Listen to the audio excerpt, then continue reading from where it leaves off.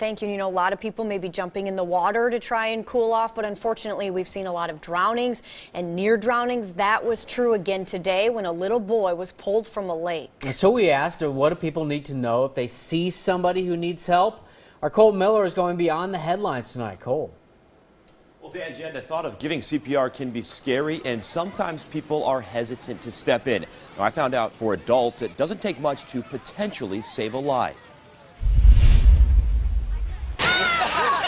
A day at the lake nearly takes a tragic turn. There was a boy who got just beyond the ropes there, and he looked like he was struggling. Gresham Fire and Rescue tells KOIN 6 News an 8-year-old boy was fighting to keep his head above the water at Blue Lake. John Myers was there when a woman then jumped into action. His lips were blue, eyes rolled back in his head.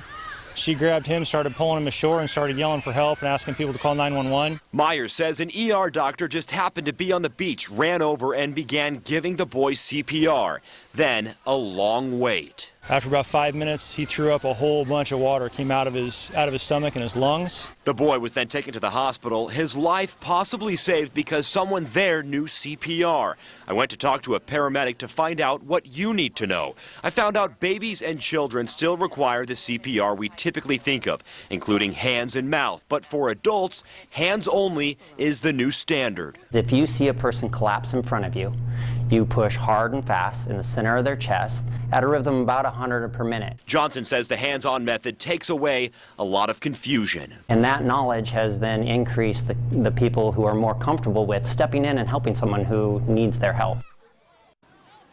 And in the midst of everything, do make sure that you still make that phone call to 911. A law was recently passed in Oregon requiring all high schoolers to know that hands-only CPR before graduating, something Lieutenant Johnson, who you heard from there, says could be invaluable. Jennifer, back to you.